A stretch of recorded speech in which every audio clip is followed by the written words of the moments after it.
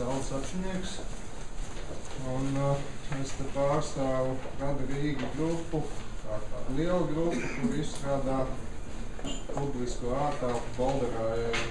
Un šajā te visā projektā es te arī kā arhitekts darbojos kopā ar kolēģiem. Tad mums tas fokusējošais moments bija vairāk vērsts uz ūdensmalu un ūdensmalu izmantošanu, jo, teiksim, kā te var redzēt tekstā, kad, protams, visi mēs uzskatām, ka Rīga ir drausmīgi zaļa pilsēta, bet, patiesībā sakot, viņi varbūt ir vairāk zili nekā zaļi.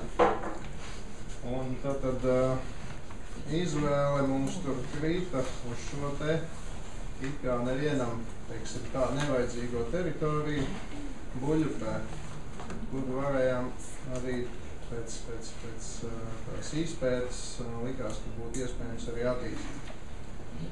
Un tad priekšlikums bija izveidot sporta un atpūtas, sauksim kā parku. Parks varbūt tur asociējas ar tur asfaltētiem celiņiem un tā tālāk, bet tā īsti nav arī tas domāts. Tad tā vieta izskatās aptuveni šāda. Un tur to vietu arī pat labāk izmanto vietējie ļaudis, bet ne tik lielā mērā, kā viņi varētu izmantot. Tā iemesla dēļ, ka tur ir varbūt pagrūti pieejami tikai no vienas puses.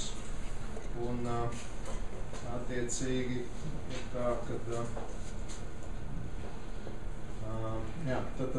te ir tādi vienkārši soļi parādīti, kā tādiem vienkāršiem veidiem to visu projektu realizēt attiecīgi pa etapiem.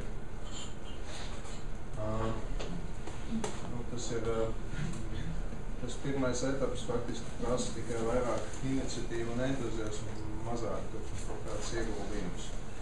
Tālāk, ja tas viss izvēršās labvēlīgi un tiek lūdz atbalsts, tad tur var jau sākt guldīt iekšā piesaistītos līdzekļus un attiecīgi sakārtot arī lietas, kas ir, teiksim, tāda lieta kā Bolderājā savienojums starp, teiksim, nosacīto silikātu un Bolderājas pusi, kā arī, teiksim, auto stāvvietas izvietot uz blakus esošajā lielajā ielā.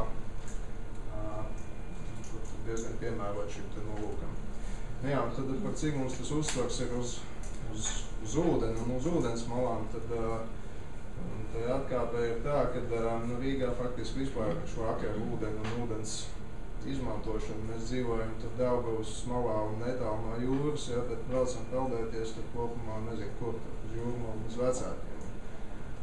Tur tajā iepriekšējā kārtē, kas tur kaut kad tur bija apakaļ, teiksim, tur varēja redzēt tās Rīgas brīvās teritorijas, kas faktiski to visu liec. Un mūsu izvēlētā vieta ir tāda, ka aiz tā dzelzceļa tilta nav šīs te brīvostas, teiksim, interešu zonu, līdz ar to arī tas parks varbūt ir pasargāts no kaut kādām tur milzīgām cīņām par teritoriju.